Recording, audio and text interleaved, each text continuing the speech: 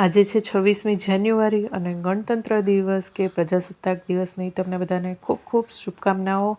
અને કોઈ પણ વ્યક્તિ હોય તેને થાય કે એટલે કે ભારતના હોય તો એને એવું થાય કે આપણે કંઈક કરીએ। તો આજે મારે કુકિંગ ચેનલ છે તો મને એવું થયું કે આજે રસોઈમાં આપણે કંઈક અલગ વેરાયટી બનાવીએ, જેથી બાળકોને પણ એવું થાય કે નહીં આપણે પણ ઉજવણી કરી અને ઘરના બીજા સભ્યોને પણ।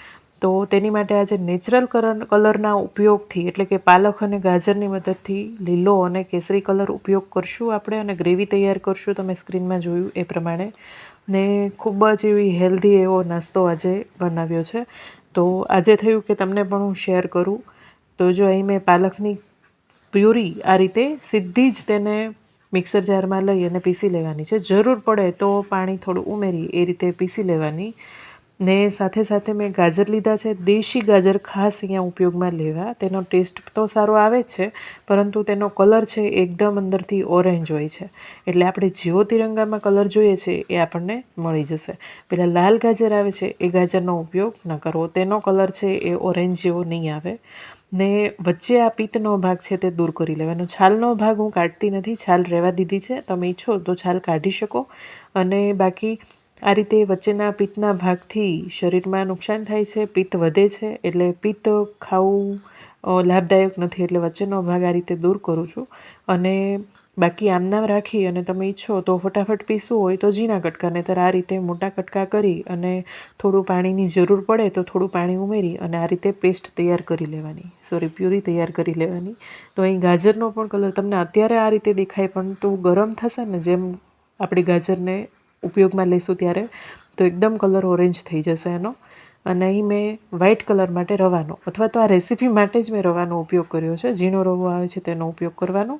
હવે એક વાસણની અંદર 2 કપ પાણી અથવા 2 વાટકી કોઈ પણ માપ સેટ કરી અને લેવાનું। હવે સ્વાદ પ્રમાણે મીઠું અને પાણી આ રીતે ઉકળી જાય એટલે 1 વાટકી ભરી અને ઝીણો રવો કે સૂજી ઉમેરી દેવાની। તમારી પાસે મોટો રવો કે સૂજી હોય તો તમે તેને એકદમ પીસી લો મિક્સર જારની અંદર, એટલે ઝીણી થઈ જાય, તો એ રીતે પણ તમે ઉપયોગમાં લઈ શકો। તો અહીં આ રીતે મિક્સર નીચે કડાઈને છોડવા લાગે એટલે આપણે તેને કાઢી લઈશું। હું બીજા વાસણની અંદર તેને લઈ લઈશ। હવે તે જ વાસણની અંદર આપણે ગ્રીન કલર બનાવશું, તો એને પણ આપણે બનાવવો ખૂબ સહેલો છે। આ જ માપથી આપણે બનાવશું। 2 વાટકી આપણે પ્યોરી લેવાની છે અને 1 વાટકી રવો, એ જ માપ ગમે તેનાથી તમે બનાવો એ રીતે લેવાનું। પરફેક્ટ માપ હશે તો તમારે કડક પણ નહીં થાય, આપણે જે વેરાયટીના બોલ બનાવ્યા છે રવા બોલ, એ કડક પણ નહીં થાય અને પોચા પણ નહીં થાય। વધારે પડતા પોચા થશે તો તે શેપ વિખાઈ જશે અને કડક થશે તો થોડી ખાવાની મજા ઓછી આવે। એટલે પરફેક્ટ માપ લેશો ને તો બહુ સરસ એવા લાગશે। 2 વાટકી પાણી અને 1 વાટકી રવો, એવી રીતે 2 વાટકી પ્યોરી અને 1 વાટકી રવો, એ રીતે જ બધામાં માપ રાખવું। સ્વાદ પ્રમાણે મીઠું અહીં મેં અડધી ચમચી ઉમેરી છે, તમારે તમારા સ્વાદ પ્રમાણે વધારે કે ઓછી ઉમેરી શકો। તો આ રીતે ખૂબ સરળતાથી અને ખૂબ ઓછા સમયમાં એક વેરાયટી બની અને તૈયાર થશે। તો આજે મેં સવારના નાસ્તામાં બનાવી છે, તમે સાંજના ટિફિનમાં બાળકોને ટિફિન બોક્સમાં સવારના અથવા તો સાંજે નાસ્તામાં કે રાતના જમવામાં પણ તમે ઉપયોગમાં લઈ શકો આ રેસીપીને। એવા હલકા ફુલકા અને એકદમ હેલ્ધી એવા બનીને તૈયાર થશે। તો એ મને થોડી ગાજરની પ્યોરી ઓછી લાગતી હતી એટલે મેં તે જ વાસણની અંદર પાણી નાખી અને આ રીતે લઈ લીધું છે। તો આ થોડી ઠીક છે પણ કોઈ વાંધો નહીં આવે, ગાજર છે એકદમ મોઇશ્ચરાઇઝવાળું હોય એટલે એમાંથી પણ રિલીઝ થાય છે પાણી। તો આપણે એકદમ રવો છે એ જેમ આપણે ગ્રીન અને વ્હાઇટ બનાવ્યો છે એ જ રીતે મિક્સર બની અને તૈયાર થઈ જશે। સેમ પ્રોસેસ ત્રણેયની રહેશે અને તેને આપણે વાસણની અંદર થોડું ઠંડુ થાય ને એટલા માટે આ રીતે પોળા વાસણની અંદર કાઢી લીધું છે। હજી આપણે રેસીપી છે તે બની નથી ગઈ, પૂરી નથી થઈ, હજી આપણે તેને બનાવવા માટે આને ગોળાવાળી અને પછી હજી આગળ પ્રોસેસ કરવી પડશે। તો અહીં અધકચરું કહેવાય આ 2 વાટકી અને 1 વાટકી રવો, એટલે એ પાક્યું નથી હોતું પૂરું, તેને પકાવવા માટે આપણે આગળ સ્ટીમ કરવા પડશે। તો એ પહેલાં આપણે આ રીતે સરસ થોડું હલકું ગરમ હોય ત્યાં પીસ આપણી રીતે મસળી લેવાનું, જે રીતે રોટલીનો લોટ મસળીએ એ રીતે, અને લુઆ તૈયાર કરી લેવાના। તો એકદમ મીડિયમ સાઇઝના લુઆ અહીં તૈયાર કરું છું। તમે ઈચ્છો તો આને ત્રિકોણ કે પછી થાળીમાં ઢાળી અને ચોરસ શેપ કે ત્રણેય કલરને મિક્સ કરી અને એક બોલ મોટો એ રીતે કે ઇડલી જેવા શેપમાં તમે કોઈ પણ શેપમાં તમે આને બનાવી શકો। તમારી ચોઈસ, તમારે આને કેવી રીતે બનાવવા છે. બાકી મિશ્રણ આ જ રહેશે, કોઈ ફેરફાર નહીં થાય. તો અલગ અલગ વેરાયટીથી તમે ઘણી વેરાયટી આ જ મિશ્રણની અંદરથી તમે બનાવી શકો. તમારે અહીંયા કોથમરીનો સ્વાદ પણ આપવો હોય તો કોથમરી પણ પીસવાની અંદર ઉમેરી શકો. જો બાળકોને પણ એવું થાય કે અમે પણ હેલ્પ કરીએ, આવું કંઈ નવું જોવે તો. અને ભારતના ત્રિરંગાનું તો મહત્ત્વ નાના નાના બાળકોથી લઈ દરેક વ્યક્તિ ભારતમાં જે હોય, ભારતીય હોય, એમને ખ્યાલ હોય, કોઈ પણ ખૂણામાં તે દેશમાં રહેતા હોય એને ગર્વ હોય. તો બાળકો પણ રહી નથી શકતા મદદ કર્યા વિના, આવું કાંઈ હોય તો તેમને પણ ગર્વ અનુભવ થાય છે, આપણા ત્રિરંગા માટે માન થાય છે. તો આવી ઉજવણી ક્યારેક કરવી પડે.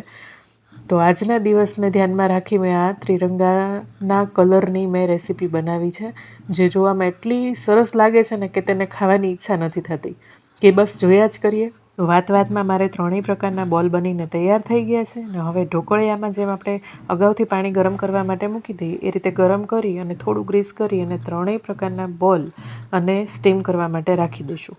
જે રીતે આપણે મુઠિયાને બાફીએ છીએ ને એ જ રીતે બાફવાના. બસ ખાલી મુઠિયામાં સમય છે તે ડબલ જાય છે, આમાં અડધો સમય. અહીં 8 થી 10 મિનિટની અંદર જ બફાય અને આપણા બોલ છે એ તૈયાર થઈ જશે. ને આ જોવામાં કેટલું એટ્રેક્ટિવ લાગે છે, થતું જ નથી કે આપણે તેને કાઢી અને ખાઈ લઈએ, એટલું સરસ લાગે છે.